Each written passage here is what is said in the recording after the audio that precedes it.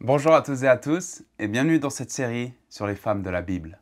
Aujourd'hui, nous allons parler de Marthe, une femme souvent associée à son dévouement pour le service, mais qui est aussi un exemple remarquable de foi et de croissance spirituelle.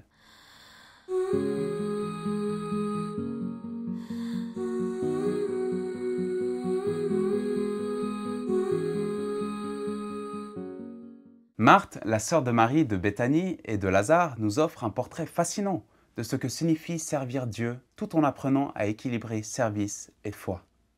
À travers ses interactions avec Jésus, elle nous enseigne des leçons précieuses sur la foi, la confiance et l'amour pour le Seigneur. Marthe apparaît pour la première fois dans le livre de Luc, chapitre 10, versets 38 à 42. Jésus est invité dans sa maison à Béthanie et Marthe s'occupe activement des préparatifs pour accueillir le Seigneur et ses disciples. Pendant qu'elle travaille dur, sa sœur Marie est assise aux pieds de Jésus, écoutant ses enseignements. Frustrée, Marthe demande à Jésus, au chapitre 10, verset 40, « Seigneur, cela ne te fait-il rien que ma sœur me laisse seule pour servir? Dis-lui donc de venir m'aider. » Et Jésus lui répond avec douceur, « Marthe, Marthe, tu t'inquiètes et tu t'agites pour beaucoup de choses, mais une seule est nécessaire. Marie a choisi la bonne part et elle ne lui sera pas enlevée. » Ce passage nous montre que bien que les services soient importants, la priorité doit toujours être de passer du temps avec Jésus. Marthe représente ici le danger de se laisser submerger par les tâches pratiques au point de négliger notre communion avec Dieu. Le second épisode majeur de la vie de Marthe se déroule dans un contexte de deuil. Son frère Lazare tombe malade et elle envoie chercher Jésus.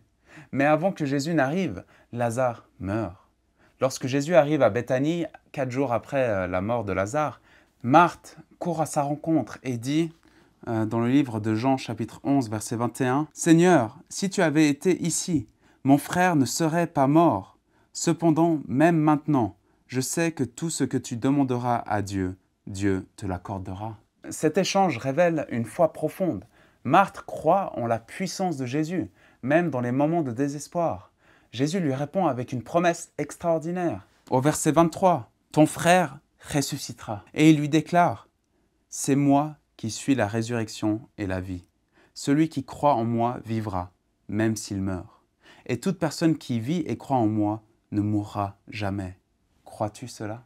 Marthe exprime alors une déclaration de foi puissante. Au verset 27, « Oui, Seigneur, je crois que tu es le Messie, le Fils de Dieu, qui devait venir dans le monde. » Ce moment montre que malgré ses préoccupations pratiques, Marthe possède une foi profonde et une compréhension spirituelle.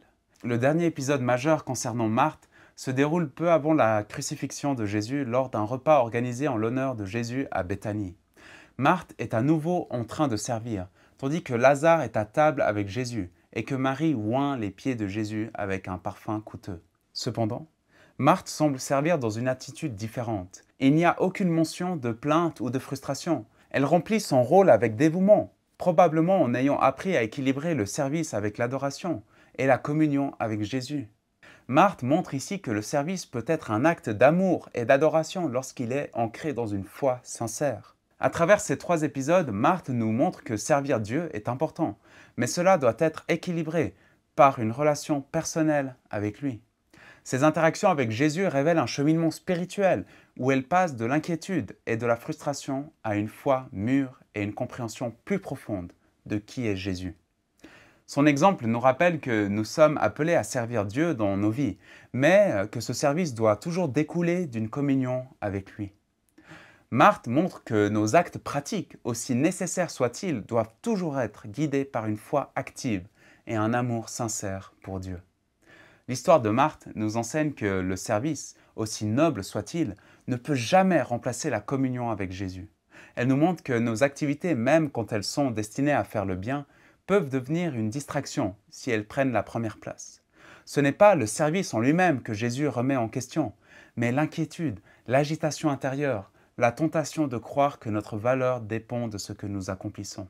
Mais Marthe n'est pas figée dans cette image. Elle grandit. Dans l'épreuve du deuil, face à la mort de son frère Lazare, elle laisse transparaître une foi étonnante. Elle reconnaît en Jésus non seulement un maître ou un prophète, mais le Christ, le Fils de Dieu, celui qui détient la vie en lui-même. Cette confession puissante, faite dans un grand moment de douleur, révèle une femme qui a appris à faire confiance au cœur de Dieu, même quand les circonstances n'ont aucun sens. Enfin, dans le dernier épisode à Béthanie, Marthe apparaît dans le silence du texte, mais avec une posture transformée. Elle sert, oui, mais dans la paix. Plus de plaintes, plus de reproches, juste une présence discrète mais fidèle. Elle est là, comme une personne qui a compris que servir peut devenir un acte d'adoration, à condition que le cœur reste ancré dans la communion. Marthe devient alors le symbole de cette foi active, équilibrée, enracinée dans l'amour et la présence de Jésus. Alors, que pouvons-nous apprendre de Marthe aujourd'hui?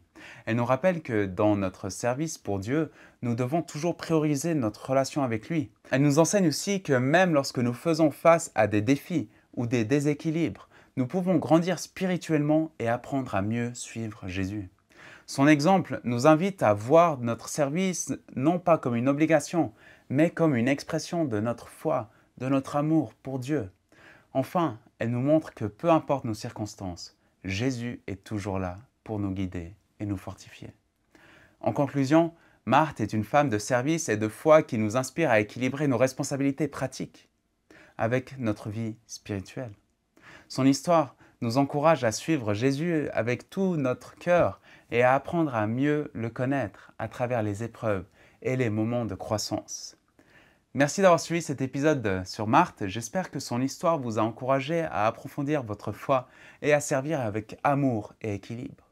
Abonnez-vous pour découvrir la suite de cette série où nous continuerons à explorer les vies de ces femmes extraordinaires de la Bible. Que Dieu vous bénisse et à très bientôt. Bye bye.